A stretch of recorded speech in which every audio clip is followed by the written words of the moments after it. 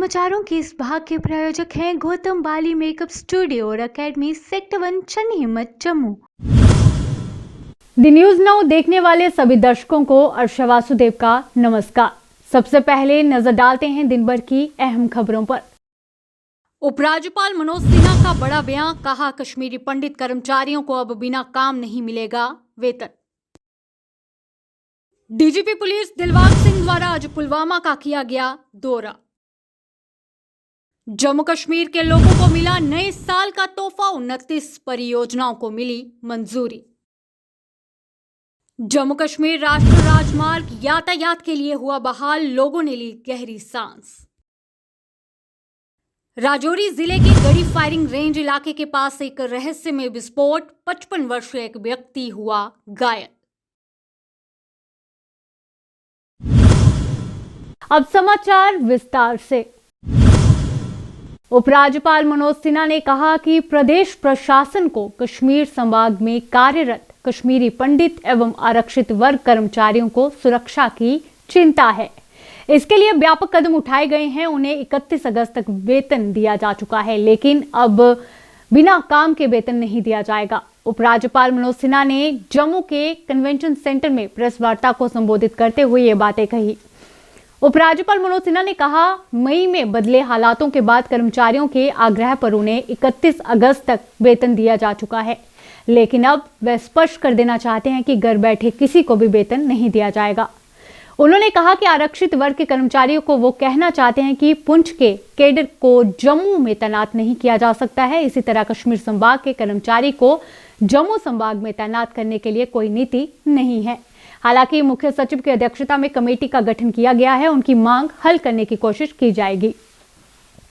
हमने officer appoint किया, हमारे कार्यालय में भी एक ऑफिसर है जो उनकी ग्रीवांस को सुनता है, उसका कैसे समाधान किया जा सकता है इसकी कोशिश करता है। लंबे समय से उनका प्रमोशन नहीं हुआ, वो हमने सारे लोगों के प्रमोशन कर दिए। जो नॉन गजेटेड से गजेटेड में जाने वाले लोग थे वो भी लिस्ट पब्लिक सर्विस कमीशन को भेज दी गई। 2015 में ये लोग अपॉइंट हुए थे। पब्लिक सर्विस कमीशन के चेयरमैन साहब से मैंने निजी तौर पर बातचीत की थी। उन्होंने कहा, साहब 2014 के जो कर्मचारी थे बाकी कैटेगरी के, जनरल कैटेगरी के, उनका प्रमोशन अभी हमने खत्म किया है, इन लोगों का भी प्रमोशन कर दिया है। एक उनकी दिक्कत है जो स्वाभाविक रूप से मानता हूं कि वो वाजिब दिक्कत है, उनके आवास की। मुझे याद है कि अब तो जमीन ही नहीं मिलती थी, जमीन दे दी गई, अधिकांश काम के टेंडर हो गए, एक दो बचे वो भी जल्दी से हो जाएंगे। अभी कुछ दिन पहले हम खुद गए थे, चीफ सेक्रेटरी गए थे, कई हमारे सीनियर अफसर गए थे, और अब अप्रैल महीने तक 1200 घर और दे दिए जाएंगे। अगले साल भी लगभग 1700-1800 घर हम दे रहे हैं, तो वो सुरक्षित रहे, ये हमारी प्राथमिकता है। और तनख्वाह उनकी, उन लोगों ने मुझसे, मैं सार्वजनिक रूप से आज कहना चाहता हूँ ताकि उनको भी ये मालूम हो, उन्होंने मिल करके व्यक्तिगत रूप से मुझसे इन लोगों ने कहा था कि हमें थोड़ा ब्रीदिंग पीरियड दे दीजिए। 31 अगस्त तक की तनख्वाह सबको दे दी गई, लेकिन अब ये नहीं हो सकता है कि घर बैठ करके तनख्वाह दी जाए। ये बात एक क्लियर एंड लाउड मैसेज है, ये सबको सुनना चाहिए, समझना चाहिए। मेरी पूरी सहानुभूति है। जम्मू कश्मीर प्रशासन हर प्रकार से उनकी सुरक्षा, उनकी मदद के लिए पूरी तरह से तैयार है। और जो दूसरे माइनॉरिटी एम्प्लॉइज हैं जो जम्मू से वहां जाकर के बैठे हैं, वो एक बात उनको भी ध्यान रखनी चाहिए कि वो कश्मीर डिवीजन के कर्मचारी, इसलिए कश्मीर डिवीजन के डिस्ट्रिक्ट कैडर का ऑफिसर अगर पुंछ में है तो वो जम्मू नहीं आ सकता। अगर कश्मीर डिवीजन का एम्प्लॉय है तो वो जम्मू नहीं आ सकता। इस बात को सबको समझना चाहिए। फिर भी मैंने ये कहा कि हमारे पास कोई ऐसी पॉलिसी नहीं है। एक कमेटी चीफ सेक्रेटरी साहब ने बनाई है। संयोग से जो पहले उस कमेटी को हेड कर रहे थे उनका स्थानांतरण हो गया, वो कमेटी विचार कर रही। मैंने उनको भरोसा दिया है कि अगर कोई गुंजाइश होगी तो एक नीति भी हम बनाने की कोशिश करेंगे। डीजीपी दिलबाग सिंह द्वारा आज पुलवामा का दौरा किया गया। वहीं इस दौरे के दौरान ADGP Vijay Kumar, ADGP SJM Gilani, SSP Pulwama और डीसी पुलवामा के साथ डीपीएल पुलवामा में महिला पुलिस स्टेशन, कॉन्फ्रेंस हॉल और साथ ही जिम सेंटर का उद्घाटन किया गया। उद्घाटन के बाद डीजीपी दिलबाग सिंह ने पत्रकारों को जानकारी देते हुए कहा कि कश्मीर की जनता अब अमन की जिंदगी जी रही है और बॉर्डर की सिक्योरिटी पर्याप्त है और हर तरह की सिक्योरिटी के इंतजाम किए गए हैं।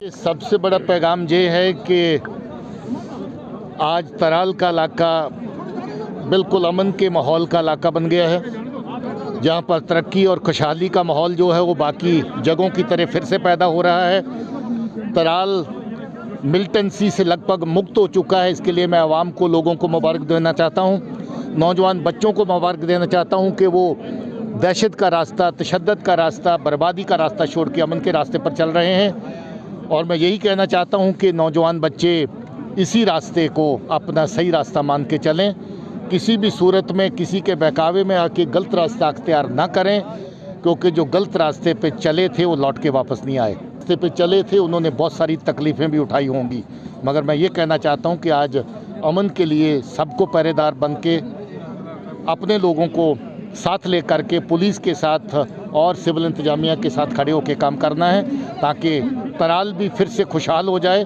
और तराल भी बेहतरीन इलाका बन जाए। तराल की लोग मिसाल दें, जैसे आज मिसाल दे रहे हैं। मैंने अभी जिक्र किया कि जहाँ पर जो तिरंगे का समागम हुआ उसका आज पता नहीं कितनी जगहों पे जिक्र होता है, किस जगह पे इसका जिक्र हो रहा है कि आज तराल के लोग जो हैं वो अमन के साथ, खुशहाली के साथ खड़े हैं। और मैं यही पैगाम देना चाहता हूँ कि अमन और खुशहाली के रास्ते पे सब मिलकर आगे बढ़ें। मैंने सुना है कि जो है, मगर पुलिस हाउसिंग कॉरपोरेशन को मैं डायरेक्टली नहीं देखता हूँ। अगर पुलिस हाउसिंग कॉरपोरेशन ने कोई प्रोजेक्ट टेकअप किए थे, मैंने उनका नोट कर लिया है, उनका चेक कर लेंगे कि किस वजह से उनके पैसे नहीं है। देखिए, हॉस्पिटल पुलिस के प्रोजेक्ट नहीं है, ये सिविल के प्रोजेक्ट हैं। सिविल के प्रोजेक्ट में अगर कोई पैसा रिलीज़ नहीं हुआ तो कंसर्न डिपार्टमेंट जो है इसका, वो हेल्थ डिपार्टमेंट है। तो मुझे लगता है कि इसकी पूछताछ हेल्थ डिपार्टमेंट से और पुलिस हाउसिंग कॉरपोरेशन दोनों से हो जाएगी और फिर देखेंगे इसमें क्या हो सकता है। ओके। प्रदेश प्रशासन ने जम्मू कश्मीर के लोगों को नए साल का तोहफा दिया है, जिसमें 29 परियोजनाओं को मंजूरी मिली है।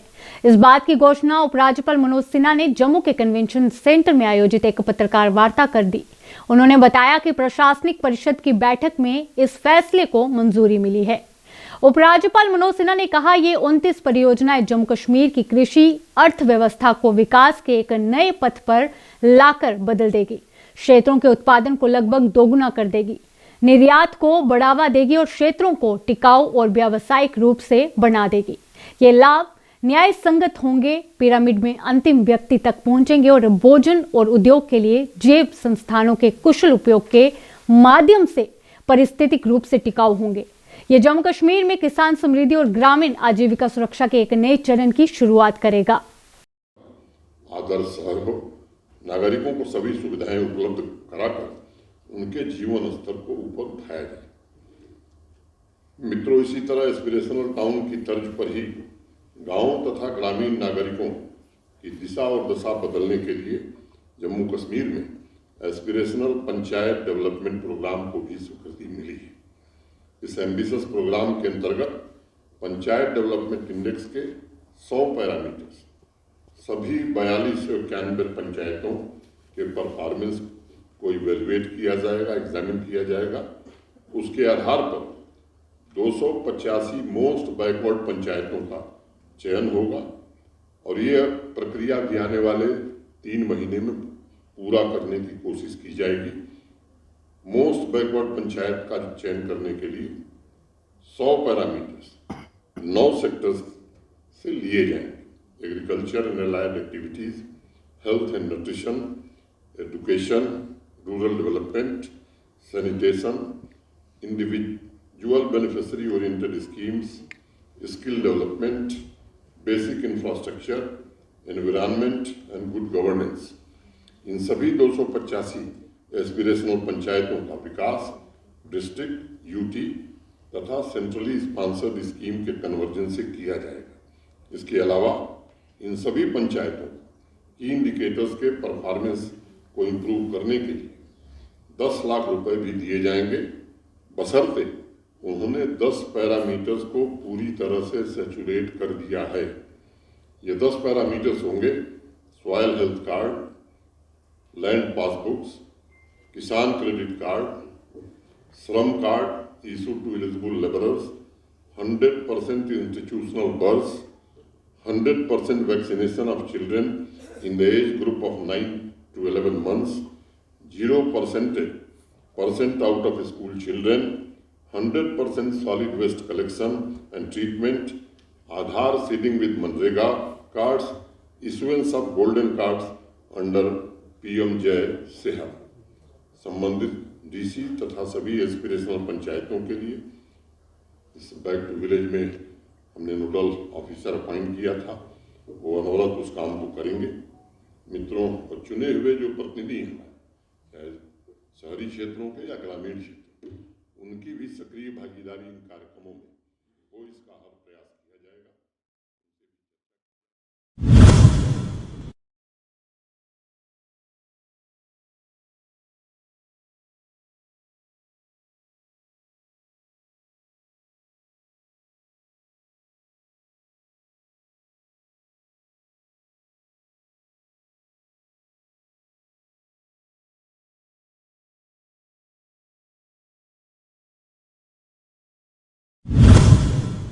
राजौरी जिले के गढ़ी फायरिंग रेंज इलाके के पास एक रहस्यमय विस्फोट हुआ, जिसमें 55 वर्षीय एक व्यक्ति घायल हो गया। आधिकारिक सूत्रों ने बताया कि सुबह लगभग 9 बजे के करीब ग्रेनेड या फिर शेल के कारण किसी तरह का विस्फोट हुआ, जिसमें राजौरी के ऊपरी नोनिहाल के संतोष सिंह के पुत्र हरवंश सिंह उम्र 55 साल का एक नागरिक घायल हो गया। उन्हें आगे के इलाज के लिए सेना अस्पताल राजौरी में स्थानांतरित कर दिया गया है। आधिकारिक सूत्रों ने आगे बताया कि विस्फोट का पता भी लगाया जा रहा है। नाले में डंगर कितने वास्ते गए ना, इन्ना की कोई ब्लाइंड कोई बंब मिले है। इस तरीके नीचे प्यास इहदा पैर लत्त लगी है, लत्ता की भी शरा लगा है, तो 2 अक्खी फ्रैक्चर हुई, 2 उंगलियां टुटी।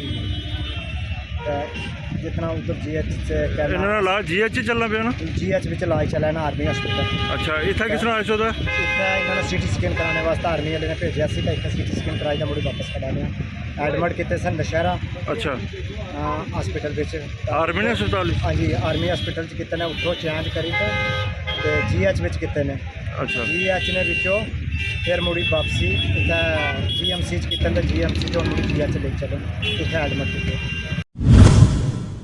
दक्षिण कश्मीर के कुलगाम जिले के वाईकेपोरा काजीगंज इलाके में वन्यजीव विभाग द्वारा एक जंगली तेंदुए को पकड़ा गया।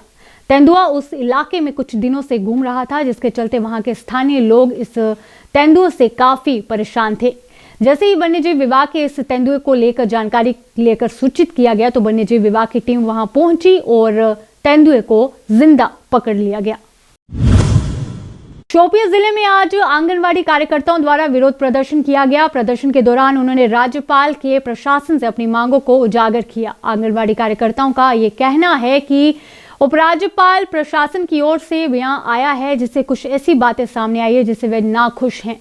कार्यकर्ताओं का कहना है कि हमें इस बात से कोई फर्क नहीं पड़ता कि हम रिटायर होना है, लेकिन हमने अपने परिवारों को छोड़ दिया और जीवन भर सरकार की सेवा की, इसलिए राज्यपाल के प्रशासन को उनकी ओर देखना चाहिए। अंत में इन कार्यकर्ताओं ने कहा कि अगर हमारी ये मांगे पूरी नहीं की गई तो हमारा प्रदर्शन इससे भी उग्र रूप धारण करेगा। हमने कभी टाइम नहीं दिया। जब वो छोटे थे, स्कूल जाते थे, तो शायद इस डिपार्टमेंट की वजह से हम अपने बच्चों को टिफिन देना भी भूल गए, और आज वो बच्चे इतने बड़े हो गए कि वो हमें कहते हैं कि अगर आज आप घर को आ जाएंगे तो कुछ लेके आ जाना, क्योंकि आपने हमारे साथ ना इंसाफी की, हमने अपने बच्चों के साथ ना इंसाफी की, और इस गवर्नमेंट को, इस डिपार्टमेंट को हमने सींचा अपने खून से। जितने भी डिपार्टमेंट यहाँ पे है, हर डिपार्टमेंट के साथ हमने काम किया है। कोई डिपार्टमेंट वो नहीं है कि हम किसी के साथ काम ना करें। क्या की डिमांड ये है, एक, हमें रिटायर किया जाए, जिस तरह लद्दाख में 65 साल की उम्र हो, इसी तरह UT JNK में भी होनी चाहिए, और उसके बाद हमें ग्रेजुएटी मिलनी चाहिए, उसके बाद हमें पेंशन भी मिलना चाहिए। HR पॉलिसी भी खत्म होनी चाहिए। गवर्नर साहब, आपके जरिए, आपके माध्यम से हम गवर्नर साहब तक ये आवाज पहुंचाना चाहते हैं कि जो ये HR पॉलिसी है उसको बंद करो, उसको वापस लो। कुपवाड़ा में 13 और 20 दिसंबर तक एक सप्ताह की अवधि में स्थानीय अधिकारियों के साथ भारतीय सेना द्वारा क्रिकेट टूर्नामेंट का आयोजन किया गया था। टूर्नामेंट में कुल 8 टीमों ने भाग लिया। टूर्नामेंट का आयोजन लीग कम नॉकआउट आधार पर किया गया। टीमों को 2 पूल में बांटा गया था। हर एक पूल से सर्वश्रेष्ठ 2 टीमें सेमीफाइनल में पहुंच गई थी। वहीं इस मौके पर भारतीय सेना ने पुरस्कार वितरण समारोह के दौरान विजेता और उपविजेता टीमों को सुविधा प्रदान की। कुल मिलाकर ये टूर्नामेंट स्थानीय लोगों के बीच एक बड़ी सफलता थी और इसने युवाओं को इस तरह के टैलेंट हंट इवेंट्स में भाग लेने के लिए प्रेरित किया। डोगरी मान्यता दिवस पर आज जम्मू के कठुआ जिले में स्कूली बच्चों द्वारा रैली निकाली गई। रैली के दौरान स्कूली बच्चों ने इसमें भाग लिया। इस रैली को निकालने का मुख्य उद्देश्य अपनी मां बोली से जुड़ने का संदेश था। वह इस रैली को एसएसपी आरसी कोतवाल द्वारा हरी झंडी दिखाकर रवाना किया गया। भेड़ पालन विभाग ने एकीकृत भेड़ और विकास योजना के तहत उत्तरी कश्मीर के बांदीपोरा जिले के सुंबल और हाजिन शहर में लगभग 20 लाभार्थियों को भेड़ इकाइयों का वितरण किया। वितरण कार्यक्रम शादीपोरा और हाजिन क्षेत्रों में आयोजित किया गया था, जिसमें जिला भेड़ पालन अधिकारी डॉक्टर शौकत अहंगार, डॉक्टर इमरान शाह, भेड़ और उन विकास अधिकारी हाजिन डॉक्टर नुजहत बली, पीआरआई, लाभार्थी और अन्य प्रतिनिधियों ने भी भाग लिया। साढ़े आज चीफ गेस्ट ने इत्थे एक इस खुशी दे विच एक रैली कढ़ी जा करदी है, जिहड़े कि सारे स्कूलों के बच्चे इत्थे इकट्ठे होते हैं। ये रैली इत्थों अपना निकल शहीदी चौक तो थल्ले जानी है अपना। तो इस ध्याड़े का एक बड़ा महत्व है। 2003 च जिसले साड़ी अटल बिहारी वाजपेयी जिसले आए ने, तो उसले इसी 8वें शेड्यूल दे विच इस साड़ी डोगरी भाषा की पाया गया।